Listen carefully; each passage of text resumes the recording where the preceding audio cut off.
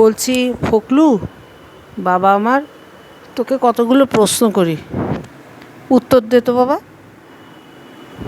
প্রথম, কালকের ভিডিওর মধ্যে আমি বলেছি, আচ্ছা প্রথমে আমি একটা ক্লিয়ার করি। আমি বলেছিলাম যে টিনু মানে প্রাক্তন, অবভিয়াসলি প্রাক্তন, আগাগোড়াই এইরকম চরিত্রে। এটা বোঝাতে গিয়ে আমি এটাই বলতে চেয়েছি যে স্বেচ্ছাচারী মানে কীরকম, মানে স্বাধীন চেতা বললে সবচেয়ে ভালো বাংলা হয়। স্বাধীন চেতা, যা ভালো বুঝবো করবো, যেরকম ইচ্ছা আমি জীবন লাইফ কাটাবো বরাবরই।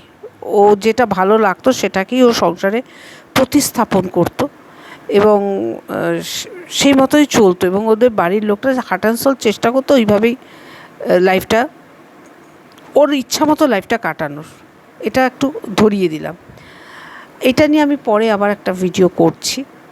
যেটা বলার সেটাও, ফোকলাকে কতগুলো প্রশ্ন। ফার্স্ট, তুই একটা কথা বলেছিস যে কমিউনিটি যেটা দিয়েছিল প্রাক্তন, সেটা মানে তোর সাথে আলোচনা করে তারপর প্রাক্তন কমিউনিটি দিয়েছে, তারপরেই প্রাক্তনের বাবা, প্রাক্তনের মা তোকে জানিয়েছে যে কমিউনিটি দিয়েছে, এবার তো ওর বাবা দাদা ওকে একদম বাড়ি থেকে টেনে বের করে দেবে।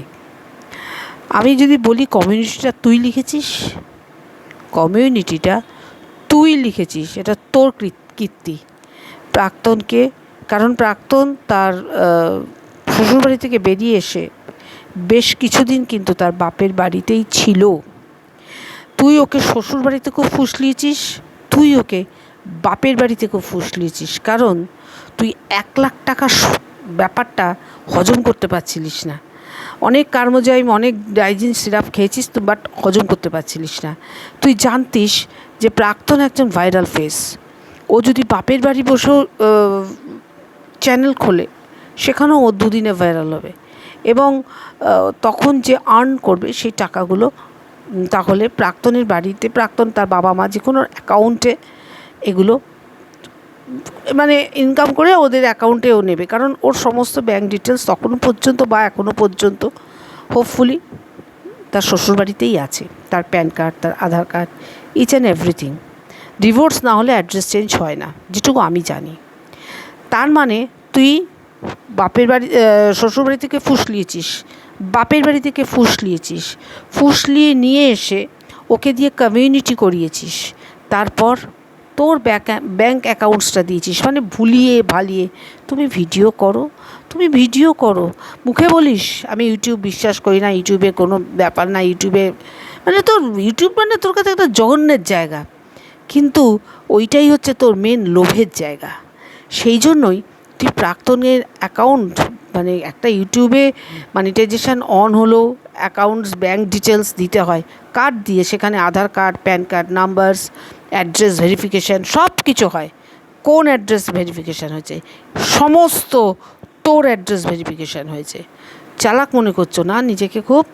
এই সমস্ত কিছু তুই প্রাক্তনকে দিয়ে করিয়েছিস। মিথ্যে কথা বলা না, শুধু মিথ্যে কথা বলা, ওকে ভিডিও করতে বারণ করে, ভিডিও ও মোটেও কোনো দিনই ভিডিও করতে চায়নি। যতদূর আমার মনে হয় ও সালিশি সভাতেও বলেছিল ভিডিও করবে না, এবং ওকে, এবং ভিডিও করবে না, ও একটা অন্যরকম লাইফে থাকবে এই মনোভাব নিয়েই ও কিন্তু ঘরটা ছেড়েছে। যদি জানতো যে যার হাতটা ধরছে সে তার স্বামীর থেকেও অধম, ও হারগিজ তোর হাত ধরতো না, বুঝলি? তোর হাত ধরতো না। তুই হচ্ছিস মানে সমাজের ক্রিমিনাল তো বটেই, মানে তোকে মানে বাটা খাদিমস, তারপরে আর যেখান থেকে যত জুতো পাওয়া যায় নিয়ে তোকে বেধড়ক গলায় পরিয়ে, মানে গলায় মুখে সব জায়গায় কালি লাগিয়ে গাধার পিঠে চড়িয়ে যদি ঘোরানো যায় তাহলেও মনে আত্মার শান্তি পাবে না। বদমাইশ ছেলে। অনেক মেয়ের ভবিষ্যৎ তুই নষ্ট করেছিস এর আগে, কিন্তু তাদের যেহেতু স্ট্রং ব্যাকগ্রাউন্ড ছিল না, তোর কোনো ফায়দা ছিল না, সেই জন্য হেলাই তাদেরকে ইউজ অ্যান্ড থ্রো করেছিস। কিন্তু একে ইউজ করে আর থ্রো করতে পারছিস না, যেহেতু এর ইউজডের মাধ্যমে তোর ফায়দা হচ্ছে। সাধু সাচ্ছ এখন তুমি না? বদমাইশ বাঁদর হনুমান ছেলে একটা, হ্যাঁ? সাধু সাচ্য একটা মেয়ের সমস্ত কোন আক্কেলে মনে হলো তুই যদি ওকে ভালোই বাসিস, যে ভালোবাসার আখ্যা দিচ্ছিস, লোককে বোঝাচ্ছিস তুই খুব ভালোবাসিস, কেউ যদি কাউকে ভালোবাসে তাহলে তার পার্সোনাল ছবি থাকতেই পারে, ভালোবেসেছিস, তোরা নাকি বিয়ে করেছিস, যাই করিস, তাহলে সব কিছুই তোদের বিবাহিত জীবনে যা একটা পার্সোনাল লাইফ ছিল সেই ছবিগুলোকে কেন তুই ভাইরাল করছিস? এখনও ভাইরাল হয়নি, তুই স্প্রেড করাচ্ছিস সেই ছবিগুলো। তোর এই ইল্লিগাল কাজের জন্য তোকে তো মানে ইমিডিয়েট জেলে ঢোকা উচিত। তুই বলছিস না প্রাক্তনের জেল হবে, প্রাক্তন তো দূর কি বাত, আগে তো তুই জেলে ঢুকবি, তুই জেলে ঢুকবি। তুই একটা মেয়েকে স্পয়েল করছিস সমাজে, একটা মেয়েকে সুস্থভাবে বাঁচতে দিচ্ছিস না। আজকে লাস্ট 2.5 বছর হতে যায়, একটা মেয়েকে তিলে তিলে শেষ করছিস তুই একা। বড় বড় উনি এখন মানে সব জাস্টিস চাইছে, তুই জাস্টিস চাইছিস, তোর মতো ক্রিমিনাল। বাধ্য হলাম এইটুকু বলতে তোকে। মানে আমি ইউটিউবে সবার কাছে রিকোয়েস্ট করব, ফোকলার চ্যানেলে যাও, গিয়ে দেনান দ্যার রিপোর্ট মারো। আর ইউটিউবের কাছে একটা, ইউটিউব টিমের কাছে একটা, সবাই মিলে মেল করো যে এই ছেলেটি যেভাবে হোক মেয়েদের কোনো মানে তার মেসেজই হচ্ছে মেয়েদের হ্যারাসমেন্ট করাই হচ্ছে তার মেন চ্যানেলের লক্ষ্য বা মোটো। ও চ্যানেল খোলার মোটোই হচ্ছে হ্যারাসমেন্ট করা। প্রথম কথা, ওটা তো স্ত্রীর মর্যাদা দিতে পারবে না, অবভিয়াসলি লিভ ইন পার্টনার। সে বিয়ের ভিডিও যাই করুক, ও মন্দিরে করুক, মসজিদে করুক, গির্জায় করুক, যেখানে করুক, ওই বিয়ের কোনো মানে সত্যাসত্য নেই। একজন ডিভোর্স না হয়ে সেই বিয়ের কোনো মানে স্বীকৃতি নেই, লিভ ইন পার্টনার হিসাবেই বলা যেতে পারে। একজন লিভ ইন পার্টনারের এতখানি দুঃসাহস হয় কি করে, হয় কি করে এইভাবে একটা মেয়েকে সমানে পর্যদস্ত করে যাচ্ছে?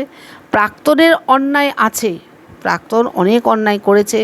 আমি সেই সকালে ভিডিও যারা আজকে বেরিয়ে পাবলিশ হয়েছে সবাই হয়তো দেখা শুরু করো, সেখানে আমি বলেইছি যে প্রাক্তন বরাবরই একটি স্বাধীনচেতা মেয়ে, স্বাধীনচেতা মেয়ে বলেই ও আজকে এই জীবনে পদার্পণ করেছে। সেই নিয়েও আমার একটা ছোট্ট ভিডিও আজকে আসবে, দেখবে, সেটা হয়তো আমার 3rd ভিডিও হবে। আমি এইটা শুধু ফোকলাকে উদ্দেশ্য করে বলছি, কমিউনিটি পোস্ট দিয়ে বারে। এবং শুধু তাই নয়, এই মিস্টার মিত্রকে যে ফোন আর 98A কেস এই দেওয়ার পেছনও তোর বুদ্ধি।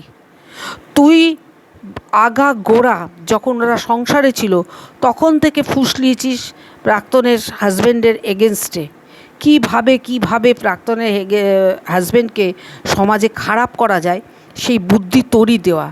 যখন সাথে ছিল একরকম বুদ্ধি দিয়েছিস, যখন তুই ওকে ফুসলিয়ে নিয়ে এসছিস তখনও তুই আর একরকম বুদ্ধি দিয়েছিস।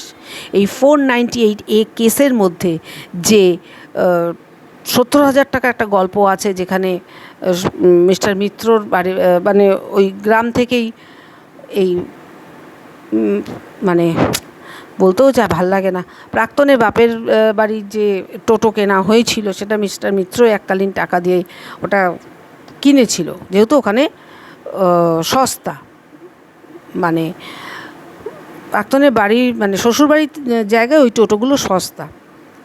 কিন্তু পরে সেই টাকাগুলো কথাই ছিল ইনস্টলমেন্টে শোধ হবে, পরে সেইটা বুমেরাং হয়ে চলে যায় 498 কেসে, যে মিস্টার মিত্র হয়তো ওই টাকার জন্য অত্যাচার করছে, এরকম একটা স্টেটমেন্ট পাস করে। সেটা এইগুলো সব ফোকলা করিয়েছে।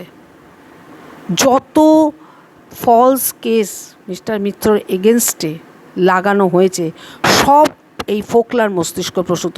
এখন তুমি মিস্টার মিত্রর পাশে সাজছ, তুমি আজকে মিস্টার মিত্রর পাশে সাজবে, কালকেই মিস্টার মিত্রকেও তুমি ছুরি মারবে।